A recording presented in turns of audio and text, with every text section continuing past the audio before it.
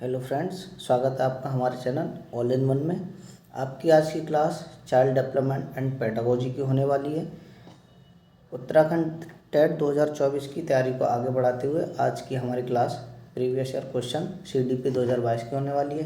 Class को शुरू करने से पहले अगर आप क्लास में नए हैं तो क्लास को शेयर एंड लाइक कीजिए एंड चैनल को सब्सक्राइब कीजिए। क्लास की तरफ चलते हुए बाल विकास एवं शिक्षण विज्ञान CDP 2022 के प्रीवियस क्वेश्चन को आज हम सॉल्व करने वाले हैं। ठीक है, उसी की आज क्लास होने वाली है। पहले क्वेश्चन की तरफ चलते हैं। आपका पहला क्वेश्चन है, विद्यालय आधारित आकलन की मुख्य विशेषताएं हैं। शिक्षक केंद्रित और व्याख्यान आधारित शिक्षण, बाल केंद्रित और व्याख्यान आधारित शिक्षण शास्त्र, बाल केंद्रित और गतिविधि आधारित शिक्षण शास्त्र, उपयुक्त में से कोई नहीं। विद्यालय आधारित आकलन की मुख्य विशेषताएं आपको बतानी है कि ये दी गई हैं कि इनमें से कौन सा सही है कौन सा गलत है। शिक्षक केंद्रित और व्याख्यान आधारित शिक्षण शास्त्र ये नहीं होगा, क्योंकि शिक्षा जो है वो बाल केंद्रित है, ना कि शिक्षक केंद्रित। बाल केंद्रित और व्याख्यान आधारित भी नहीं है। ठीक है, बाल केंद्रित और गतिविधि आधारित आपका सही आंसर हो जाएगा ऑप्शन सी, बाल केंद्रित और गतिविधि आधारित शिक्षण शास्त्र। अगले क्वेश्चन की तरफ बढ़ते हैं। क्वेश्चन नंबर 2 है, मानव विकास के संदर्भ में निम्नलिखित में से कौन सा कथन सही है। आपको बताना है कि मानव विकास के संदर्भ में इनमें से कौन सा कथन ठीक है। पहला ऑप्शन है, मानव विकास से तात्पर्य मनुष्य के आकार और भार में होने वाली वृद्धि से। मानव विकास मात्रात्मक के साथ गुणात्मक भी होता है। मानव विकास केवल मात्रात्मक होता है। मानव विकास का अर्थ केवल शारीरिक अंगों में होने वाली वृद्धि है। ठीक है, मानव का विकास केवल शारीरिक अंगों में वृद्धि होने वाली नहीं है। मानव विकास केवल मात्रात्मक भी नहीं है। ठीक है, और मानव विकास से तात्पर्य मनुष्य के आकार और भार में होने वाली वृद्धि से नहीं है। इसका सही आंसर हो जाएगा मानव विकास मात्रात्मक के साथ साथ गुणात्मक भी है। क्वेश्चन नंबर 2 का ऑप्शन बी ठीक हो जाएगा। अगला क्वेश्चन देखते हैं। क्वेश्चन नंबर 3 है, मानसिक विकास के अंतर्गत निम्नलिखित में से कौन सी मानसिक क्रियाएं सम्मिलित हैं। आपको बताना है कि मानसिक विकास के अंतर्गत कौन कौन सी क्रियाएं सम्मिलित होती हैं। ठीक है, तो पहला ऑप्शन में दिया है स्मृति, चिंतन, अभिप्रेरण। ठीक है, तो इसमें तीनों शामिल होती हैं। ठीक है, मानसिक विकास के अंतर्गत स्मृति, चिंतन, अभिप्रेरण ये तीनों ही मानसिक क्रियाएं सम्मिलित होती है। ऑप्शन नंबर बी आपका राइट आंसर हो जाएगा। अगला क्वेश्चन देखते हैं। क्वेश्चन नंबर 4 है। क्वेश्चन नंबर 4 में पूछा गया कि निम्न में से मानव विकास के सिद्धांत से संबंधित कौन सा तत्व सत्य है। आपको बताना है कि ये दिए गए 4 तत्वों में कौन सा सत्य है और कौन सा असत्य है। इसमें पूछा गया निरंतर विकास का सिद्धांत, विकास की विभिन्न गति की सिद्धांत, वंशानुक्रम तथा वातावरण की अंतःक्रिया का सिद्धांत, उपयुक्त सही। तो मानव विकास के सिद्धांतों में ये चारों ही ऑप्शन, आपके तीनों ही ऑप्शन ठीक है। इसका सही आंसर हो जाएगा ऑप्शन डी। ठीक है, अगले क्वेश्चन की तरफ बढ़ते हैं। क्वेश्चन नंबर 5 है। क्वेश्चन नंबर 5 में पूछा गया है सीखने की प्रक्रिया के बाधक कारक हैं, कि सीखने की प्रक्रिया में कौन कौन से बाधक जो हैं, कारक जो हैं, जो बाधा उत्पन्न कर सकते हैं। तो उसमें दिया गया है तनाव, थकान या रुचि। ठीक है, तो ये तीनों ही कारक हैं कि अगर आप तनाव में हैं तब भी आप सीखने की प्रक्रिया में बाधा उत्पन्न होगा, अगर आप थकान में हैं तब भी आप नहीं सीख पाएंगे, अगर आपकी रुचि नहीं है तब तो आप बिल्कुल ही नहीं सीख पाएंगे। तो सीखने की प्रक्रिया के बाधक कारक ये तीनों दिए गए हैं, तो इसका सही आंसर हो जाएगा ऑप्शन नंबर बी। ठीक है, क्वेश्चन नंबर 5 का answer option B. Next question की तरफ बढ़ते हैं। क्वेश्चन नंबर 6 है आपका, गणित के प्रश्न को हल करना या किसी के बारे में कल्पना करना किस प्रक्रिया का उदाहरण है। आपको पूछा गया है कि आपको अगर गणित के क्वेश्चन सॉल्व किए जा रहे हैं तो कल्पना करना कि किस प्रक्रिया का उदाहरण है, जैविक, सामाजिक, संज्ञानात्मक या संवेगात्मक। ठीक है, आपको बताना है बायोलॉजिकल, सोशल, कॉग्निटिव या इमोशनल की इनमें से कौन सी प्रक्रिया का उदाहरण है। क्वेश्चन नंबर 6 का ऑप्शन आपका सही हो जाएगा संज्ञानात्मक, कॉग्निटिव। ठीक है, गणित के प्रश्न हल करना ये संज्ञानात्मक प्रक्रिया के अंतर्गत आते हैं। अगला क्वेश्चन देखते हैं। क्वेश्चन नंबर 7 है, विकास की कौन सी अवस्था में व्यक्ति मूर्त अनुभवों से परे चले जाते हैं और अमूर्त एवं आर्थिक तार्किक रूप से सोचने लगते हैं। आपको बताना कि विकास की 4 अवस्थाएं बताई हैं पियाजे के अनुसार। ठीक है, संवेदीगामक, पूर्व संक्रियात्मक, अमूर्त और औपचारिक। तो इसमें पूछा गया है कि व्यक्ति मूर्त अनुभवों से परे चले जाते हैं, अमूर्त एवं अधिक तार्किक रूप से सोचने लगते हैं। तो इसका आपका सही आंसर हो जाएगा ऑप्शन नंबर डी, औपचारिक संक्रियात्मक अवस्था। ठीक है, फॉर्मल ऑपरेशनल स्टेज में अमूर्त एवं अधिकतर के रूप से सोचने लगते हैं। नेक्स्ट क्वेश्चन की तरफ बढ़ते हैं। क्वेश्चन नंबर 8 है आपका, बच्चों के शिक्षण में पियाजे के सिद्धांत से संबंधित कौन से विचार प्रयुक्त किए जाते हैं। आपको बताना है कि पियाजे के सिद्धांत से संबंधित कौन से ऐसे विचार हैं जो बच्चों के शिक्षण में प्रयुक्त किए जाते हैं। ठीक है, इसको थोड़ा एडजस्ट कर लेते हैं, क्वेश्चन थोड़ा बड़ा है।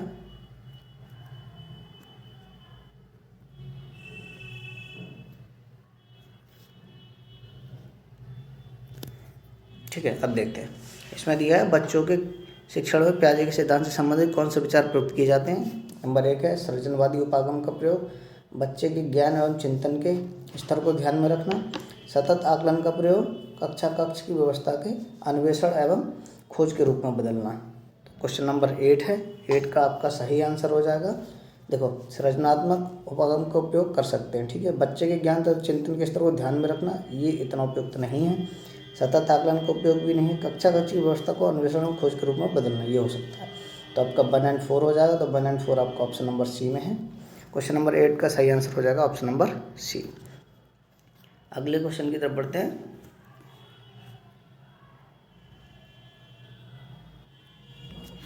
क्वेश्चन नंबर 8 है आपका, यदि कोई विद्यार्थी क्वेश्चन नंबर 9 है, यदि कोई विद्यार्थी पढ़ने की इच्छा नहीं रखता है तो उससे किसी अच्छे परिणाम की आशा नहीं रख सकते हैं। ये कथन सीखने के किस सिद्धांत को दर्शाता है। आपको बताना है कि कोई विद्यार्थी है, ये पढ़ने की इच्छा नहीं रखता तो उससे आप अच्छे परिणाम की भी आशा नहीं रखते। तो यह कथन सीखने के सिद्धांत को दर्शाता है। प्रभाव का नियम, नवीनता, तत्परता या अभ्यास का नियम। ठीक है, तो इसका सही आंसर हो जाएगा तत्परता का नियम। ठीक है, अगर तत्परता का नियम इसमें लगेगा, क्वेश्चन नंबर 9 का सी ऑप्शन ठीक है। अगला क्वेश्चन देखते हैं। क्वेश्चन नंबर 10 है, किसी समस्या का समाधान करते समय यदि वह विद्यार्थी अचानक से उसी समस्या का हल ढूंढ लेता है तो इस प्रकार के अध्ययन को क्या कहते हैं। मान लीजिए आप कोई प्रॉब्लम सॉल्व कर रहे हैं और उसको सॉल्व करते करते उसी का हल ढूंढ लेते हैं, तो इस प्रकार के अध्ययन को क्या कहते हैं। अनुकरण द्वारा सीखना, अभ्यास द्वारा सीखना, अंतर्दृष्टि द्वारा सीखना, प्रयास एवं त्रुटि द्वारा सीखना। ठीक है, तो ये आपका हो जाएगा लर्निंग बाय इनसाइट, यानी अंतर्दृष्टि द्वारा सीखना। क्वेश्चन नंबर 10 का ऑप्शन सी आंसर ठीक है। अगला क्वेश्चन देखते हैं। क्वेश्चन नंबर 11 है, यदि कक्षा में कोई विद्यार्थी विभिन्न उत्तरों की तुलना करता है और यह निर्णय लेता है कि कौन सा उत्तर सर्वश्रेष्ठ है, तो ये किस प्रकार का चिंतन है। आपको बताना है सृजनात्मक, नवाचारी, समालोचनात्मक या कल्पनाशील। ठीक है, कोई विद्यार्थी है जो विभिन्न उत्तरों की तुलना करता है और निर्णय ले लेता है कि ये वाला आंसर ठीक है। जैसे कि आपको ये 4 ऑप्शन दिए गए हैं, आप इस क्वेश्चन के आंसर को देखते हैं और आप निर्णय लेते हैं कि इनमें से कोई एक ठीक है। तो पूछा ये किस प्रकार का चिंतन है। ठीक है, तो ये आपको हो जाएगा समालोचनात्मक चिंतन, क्रिटिकल थिंकिंग। 11 का सी ऑप्शन एकदम ठीक है। अगला क्वेश्चन देखते हैं। क्वेश्चन नंबर 12 है, यदि एक विद्यार्थी गाने की अच्छी धुन बना सकता है और वह अन्य विद्यार्थियों के साथ अंतःक्रिया करता है, दूसरों की सहायता करता है और उसका सामाजिक दायरा बहुत अच्छा है, तो वह किस प्रकार की बौद्धिक कौशल में अच्छा है। आपको बताना है संगीत में और अंतर्वैयक्तिक, यानी इंट्रापर्सनल, संगीत में और अंतर्वैयक्तिक। ठीक है, अंतर्वैयक्तिक और शाब्दिक, शाब्दिक और संगीत में। क्वेश्चन नंबर 12 का आपको सही आंसर बताना है, तो इसका सही आंसर हो जाता है संगीत में और अंतर्वैयक्तिक। ठीक है, म्यूजिकल एंड इंटरपर्सनल।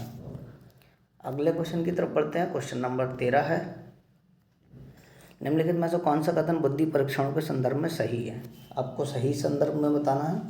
बुद्धि परीक्षण केवल शाब्दिक होते हैं। अशाब्दिक बुद्धि परीक्षण में बहुत से कथन होते हैं। बुद्धि परीक्षण का प्रयोग हम किसी भी आयु वर्ग के लिए कर सकते हैं। बुद्धि परीक्षण का प्रयोग हम उसी आयु वर्ग पर ही कर सकते हैं जिसके लिए वह बना है। तो आपको क्वेश्चन नंबर 13 का ऑप्शन बताना। देखो, बुद्धि परीक्षण केवल शाब्दिक होते हैं, यह गलत है। ठीक है, ये शाब्दिक भी हो सकते हैं, अशाब्दिक भी हो सकते हैं। अशाब्दिक बुद्धि परीक्षण में बहुत सारे कथन होते हैं, ये भी ऑप्शन आपका गलत है। आपको सही बताना है, इसमें सबसे सही आंसर होगा ऑप्शन डी, बुद्धि परीक्षण का प्रयोग हम उसी वर्ग पर ही कर सकते हैं जिसके लिए वह बना है। ठीक है, 13 नंबर का ऑप्शन डी एकदम ठीक आंसर हो जाए। अगले क्वेश्चन की तरफ बढ़ते हैं। क्वेश्चन नंबर 14 है, शिक्षा की प्रक्रिया में कौन सा उपागम अधिगम कर्ता को केंद्र में रखता है, ना कि शिक्षक को। आपको बताना कि कौन सा ऐसा उपागम है जिसमें अधिगम कर्ता केंद्र में रहता है, ना कि शिक्षक। ठीक है, शिक्षार्थी केंद्रित उपागम, सृजनवादी उपागम, शिक्षक केंद्रित उपागम, ए और बी दोनों। तो आपको बताना है 14 नंबर का कौन सा आंसर ठीक होगा। तो इसमें आंसर आपका डी ठीक हो जाए, ए और बी, शिक्षार्थी केंद्रित उपागम और सृजनवादी उपागम दोनों में ठीक है। उपागम है जिसमें अधिगमकर्ता केंद्र में रहता है। ऑप्शन नंबर डी आपका राइट आंसर हो जाएगा। क्वेश्चन नंबर 15 है, एक विद्यार्थी इसलिए सुंदर हस्तलेख लिखता है क्योंकि उसके शिक्षक उसकी नोटबुक में एक बड़ा सा स्टार देते हैं। यह उदाहरण है आंतरिक अभिप्रेरणा का, अधिगम का, अभ्यास का या बाह्य अभिप्रेरणा का। आपको बताना है कि आप सुंदर हस्तलेख लिखते हैं और आपके टीचर उस नोटबुक में एक बड़ा सा स्टार देते हैं, तो ये किसका उदाहरण है? तो ये आपको बताना है, ये बाह्य अभिप्रेरणा का। ठीक है, अगले क्वेश्चन की तरफ बढ़ते हैं। क्वेश्चन नंबर 16 है, किसी विद्यालय में भोजन अवकाश की घंटी रोज अपराह्न 12 बजे बजती है। यदि किसी दिन अपराह्न 12 बजे घंटी नहीं बजती लेकिन फिर भी बच्चे भोजन अवकाश के लिए उठकर बाहर चले जाते हैं। यह उदाहरण है शास्त्रीय अनुबंधन का, क्रिया प्रसूत अनुबंधन का, सूझ का सिद्धांत या संज्ञानात्मक सिद्धांत। तो आपको बताना है कि अगर घंटी नहीं बजती है लेकिन फिर भी बच्चे भोजन अवकाश के लिए उठकर बाहर चले जाते हैं, ये उदाहरण किसका? तो ये है शास्त्रीय अनुबंधन का, यानी क्लासिकल कंडीशनिंग का। क्वेश्चन नंबर 16 का आपका राइट आंसर ए हो जाएगा। अगला क्वेश्चन देखते हैं। क्वेश्चन नंबर 17 है, सीखने का कौन सा सिद्धांत पुनर्बलन पर विशेष बल देता है? आपको बताना है कि सीखने का कौन सा सिद्धांत है जो पुनर्बलन पर विशेष बल देता है। क्रिया प्रसूत, ठीक है, अंतर्दृष्टि सिद्धांत, उद्दीपक अनुक्रिया, संज्ञानात्मक क्षेत्रीय विकास। ठीक है, तो आपको बताना है, तो इसका राइट आंसर हो जाएगा ए, थ्योरी ऑफ ऑपरेंट कंडीशनिंग। 17 का ये आंसर एकदम ठीक हो जाएगा। अगले क्वेश्चन की तरफ बढ़ते हैं। क्वेश्चन नंबर 18 है, समावेशित शिक्षा का अर्थ क्या है? आपको बताना है। विशिष्ट बच्चों के लिए शिक्षा, सामान्य विद्यालयों में केवल दृष्टिबाधित बच्चों को सम्मिलित करना, सभी बच्चे एक ही विद्यालय में एक साथ पढ़ते हैं, दिव्यांगजनों को समेकित विद्यालय में सम्मिलित करना। ठीक है, तो समावेशित शिक्षा का अर्थ क्या है? समावेशित शिक्षा का अर्थ है कि सभी बच्चे एक ही विद्यालय में एक ही साथ पढ़ते हैं। ठीक है, किसी के साथ कोई भेदभाव नहीं किया जाएगा। क्वेश्चन नंबर 18 का ऑप्शन सी आंसर ठीक हो जाएगा। अगले क्वेश्चन की तरफ बढ़ते हैं। क्वेश्चन नंबर 19 है, अधिगम है नवीन ज्ञान का अर्जन, नवीन कौशल का अर्जन, नवीन मूल्यों का अर्जन। तो आपको बताना है कि ठीक है, अधिगम क्या है? तो अधिगम जो है नवीन ज्ञान का अर्जन भी है, नवीन कौशल का भी अर्जन है और नवीन मूल्यों का भी है। ठीक है, तो इसका राइट आंसर आपका 1 और 2, 3 हो जाएगा। ठीक है, ऑप्शन नंबर बी आपका राइट आंसर हो जाएगा। क्वेश्चन नंबर 20 को तरफ चलते हैं।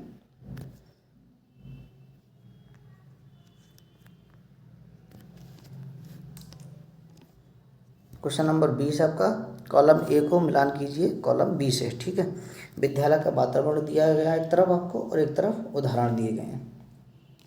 ठीक है, तो शारीरिक, मनोवैज्ञानिक, सामाजिक और सांस्कृतिक। और उदाहरण में दिया है प्यार और देखभाल, दोस्तों के साथ खेलना, कक्षों की संख्या और रीति रिवाज और परंपरा। ठीक है, इसको आपको मिलाना है, तो आपका शारीरिक हो जाएगा दोस्तों के साथ खेलना। ठीक है, मनोवैज्ञानिक हो जाएगा प्यार और देखभाल। ठीक है, सामाजिक हो जाएगा कक्षों की संख्या, सांस्कृतिक रीति रिवाज और परंपरा। तो ऑप्शन आपका बी एकदम से ठीक हो जाएगा। अगले क्वेश्चन की तरफ बढ़ते हैं। क्वेश्चन नंबर 21 है, थर्मामीटर के उपयोग का प्रदर्शन करते हुए क्वथनांक और हिमांक को दर्शाना कहलाता है। यह दर्शाना उदाहरण है। तो आपको बताना है सरलीकरण पाठ्यचर्या का, पूरक पाठ्यचर्या का, वैकल्पिक या गतिविधि आधारित। तो थर्मामीटर के उपयोग द्वारा प्रदर्शन करते हुए क्वथनांक और हिमांक को दर्शाना, यह एक गतिविधि आधारित है, एक्टिविटी बेस्ड करिकुलम है। क्वेश्चन नंबर 21 का ऑप्शन डी ठीक हो जाएगा। अगले क्वेश्चन की तरफ बढ़ते हैं। क्वेश्चन नंबर 22 आपका विज्ञ और उदाहरण है, न्यूमोनिक का, प्रत्यक्षीकरण का, चिंतन का या तर्क का। ये क्वेश्चन प्रीवियस ईयर में भी एक बार पूछा गया कि वियोग और किसका उदाहरण है। उसमें थोड़ा अलग तरीके से पूछा गया कि रंगों के पहले अक्षर से किस तरह का अधिगम कराया जाता है। तो इसका सही आंसर हो जाएगा आपका न्यूमोनिक का। ठीक है, वियोग और उदाहरण है न्यूमोनिक का। क्वेश्चन नंबर 22 का ए ऑप्शन ठीक है। अगले क्वेश्चन की तरफ बढ़ते हैं। क्वेश्चन नंबर 23 है। क्वेश्चन नंबर 23 में कहा गया है, विद्यालय में पाठ्यसागामी क्रियाकलापों को बेहतर तरीके से नियोजित एवं आयोजित करने के लिए निम्नलिखित में से कौन से बिंदु पर विचार किया जाना चाहिए। इसमें दिया गया है, गतिविधि आयु विशेष नहीं होनी चाहिए, गतिविधि की योजना बच्चे के शारीरिक, संज्ञानात्मक एवं भावात्मक विकास को ध्यान में रखते हुए बनानी चाहिए। सी में दिया गया, गतिविधि केवल शारीरिक विकास पर केंद्रित होनी चाहिए, केवल व्यक्ति उन्मुख गतिविधियों को ही योजना बनानी चाहिए। ठीक है, तो आपका क्वेश्चन नंबर 23 में सही आंसर बताना है। क्वेश्चन नंबर 23 का सबसे सही आंसर हो जाएगा बी, गतिविधियों की योजना बच्चे के शारीरिक, संज्ञानात्मक एवं भावात्मक विकास को ध्यान में रखते हुए बनानी चाहिए। ठीक है, अगले क्वेश्चन की तरफ बढ़ते हैं। क्वेश्चन नंबर 24 है, इसको एडजस्ट कर लेते हैं, थोड़ा बड़ा क्वेश्चन है। कॉलम ए का मिलान कॉलम बी से कीजिए। कॉलम ए में दिव्यांगता का प्रकार दिया गया है, कॉलम बी में पाठ्यचर्या अनुकूलन दिया गया है। ठीक है, तो इसका सही आंसर हो जाएगा चलन बाधित दिव्यांगता।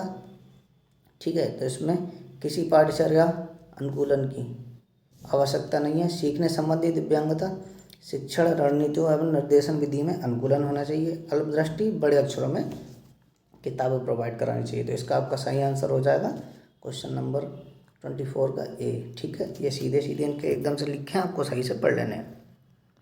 अगले क्वेश्चन की तरफ बढ़ते हैं। क्वेश्चन नंबर 25 है, पूछा गया निम्नलिखित में से कौन सा प्रश्न सर्वश्रेष्ठ है जिससे हम बच्चे को सीखने की योग्यता का आकलन कर सकते हैं। भारत की राजधानी क्या है? भारत की राजधानी क्या है? सौरमंडल कितने ग्रह हैं? हम सर्दियों में गर्म कपड़े क्यों पहनते हैं? महात्मा गांधी का जन्म कब हुआ था? बच्चे की समझने की योग्यता का आकलन हम कर सकते हैं, हम सर्दियों में गर्म कपड़े क्यों पहनते हैं। तो क्वेश्चन नंबर 25 का सी ऑप्शन ठीक हो जाएगा। अगले क्वेश्चन की तरफ बढ़ते हैं। क्वेश्चन नंबर 26 है, पूछा गया निम्नलिखित में से कौन सा सुमेलित नहीं है। सबसे पहले आपको नहीं को मार्क कर लेना है, नहीं पूछा गया है। विद्यार्थी में संवेगों के विकास एवं सौंदर्य को बोधयुक्त गतिविधियाँ, सृजनात्मक नाटक एवं नृत्य, वैयक्तिक व सामाजिक कौशलों के विकास हेतु गतिविधियाँ, सामूहिक खेल, गायन में प्रतिभागिता, स्थूल गत्यात्मक कौशल को बढ़ावा देने हेतु गतिविधियाँ, चलना, कसरत करना, सूक्ष्म गत्यात्मक कौशल को बढ़ावा देने के लिए गतिविधियाँ, बागवानी, पकड़ना व भागना। आपको बताना है कि इनमें से कौन सा राइट आंसर है। ठीक है, तो इसका सबसे अच्छा हो जाएगा आंसर सूक्ष्म गत्यात्मक कौशल को बढ़ावा देने के लिए बागवानी, पकड़ना व भागना, ये जरूरी है। अगले क्वेश्चन की तरफ बढ़ते हैं। क्वेश्चन नंबर 27 है, एरिक एरिक्सन के अनुसार 6 से 11 वर्ष की आयु के बच्चे की विकास की किस अवस्था में होते हैं? विश्वास बनाम अविश्वास, ठीक है, परिश्रम बनाम हीनता, अतरंगता बनाम अलगाव और पहल बनाम अपराध। तो आपको बताना है कि 6 से 11 वर्ष की आयु के बच्चे विकास की किस अवस्था में होते हैं। तो ये होते हैं परिश्रम बनाम हीनता की। ठीक है, अगला क्वेश्चन की तरफ चलते हैं। क्वेश्चन नंबर 28 है, सृजनात्मक चिंतन की किस अवस्था में यह निर्णय लेते हैं कि अंतर्दृष्टि मूल्यवान है और अनुसरण करने योग्य है। तो आपको बताना है विस्तारीकरण, अंतर्दृष्टि, मूल्यांकन या उद्भावन। ठीक है, इनमें से बताना कि कौन सी अंतर्दृष्टि मूल्यवान और अनुसरण करने के योग्य है। तो क्वेश्चन नंबर 28 का सही आंसर हो जाएगा मूल्यांकन, ऑप्शन सी। अगले क्वेश्चन की तरफ चलते हैं। इसमें पूछा गया रोर्सा इंक ब्लॉट परीक्षण है, आपको बताना क्या है? व्यक्तिगत, बुद्धि, रुचि का परीक्षण या अभिक्षमता परीक्षण। तो रोर्सा इंक ब्लॉट परीक्षण जो है वो व्यक्तिगत का परीक्षण है। ठीक है, पर्सनैलिटी टेस्ट है। क्वेश्चन नंबर 29 का ए ऑप्शन ठीक हो जाएगा। अगले क्वेश्चन की तरफ चलते हैं। क्वेश्चन नंबर 30, कक्ष में स्वस्थ वातावरण के सृजन हेतु एक शिक्षक को ये कौशल एवं गुण विकसित करने चाहिए। संवेदनशीलता एवं देखभाल, विश्वसनीयता, स्वयं व अन्य के प्रति सकारात्मकता। ठीक है, तो इसमें आपके ये भी संवेदनशील एवं देखभाल भी ठीक रहेगा, विश्वसनीयता भी ठीक है, स्वयं व अन्य के प्रति सकारात्मक भी ठीक है। तो इसका ऑप्शन आपका हो जाएगा ए ठीक। ठीक है, क्वेश्चन नंबर 30 का ए ऑप्शन ठीक है। ये थे आपके आज के CDP प्रीवियस ईयर 2022 के पूछे गए क्वेश्चन जिनको आज हमने सॉल्व किया है। ठीक है, प्रीवियस ईयर 2019, 20, 21 के क्वेश्चन की क्लास की लिंक आपको वीडियो के डिस्क्रिप्शन में प्रोवाइड कर दी गई है, आप उनको भी जाके देख सकते हैं। वीडियो अच्छी लगी है तो लाइक करें, शेयर करें और एक प्यारा सा कमेंट जरूर करें। चैनल पे नए हैं तो चैनल को लाइक सब्सक्राइब करें। Thank you.